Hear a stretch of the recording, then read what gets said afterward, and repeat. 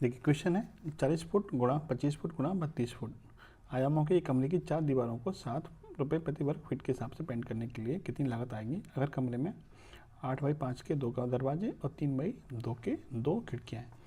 तो देखिए कमरे की चारों दीवारों का क्षेत्रफल कैसे निकालते हैं। तो कमरे की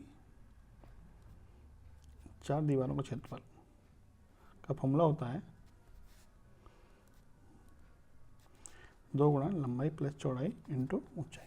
यहाँ पर लंबाई कितनी दे रखी है 40 और चौड़ाई दे रखी है आपको 25, ऊंचाई दे रखी है आपको 32। तो ये हो जाएगा 2 गुणा 65 गुणा 32, 32 दूनी कितना हो जाएगा 64, 64 गुणा 65 और 64 गुणा 65 कितना होता है 4160 होता है। ठीक है, ये तो आ गया आपके कमरे की चारों दीवारों का क्षेत्रफल।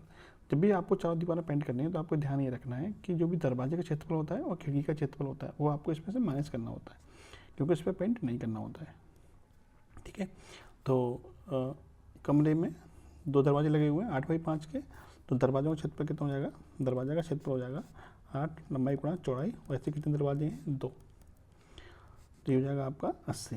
खिड़की का क्षेत्रफल कितना हो जाएगा, खिड़की दे रखी है आपको 3x2 की, कितनी खिड़की है तो 2 खिड़की हैं, 2 से मल्टीप्लाई कर दीजिए कितना हो जाएगा आपका 12 वर्ग फुट।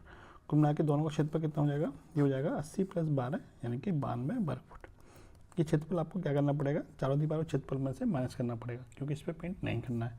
तो पेंटिंग के लिए क्षेत्रफल कितना बचा, पेंटिंग के लिए क्षेत्रफल बचा आपका 4160 माइनस के 92, जो कि बराबर होता है 4068 के, 4068 वर्ग फुट। ठीक है, अब 1 वर्ग फुट का खर्चा कितना है 7 रुपये, 1 वर्ग फुट का खर्चा कितना है 7 रुपये, तो कुल खर्चा कितना आएगा 4068 गुणा 7 यानी कि ये हो जाएगा आपका 28476, ऑप्शन नंबर सी।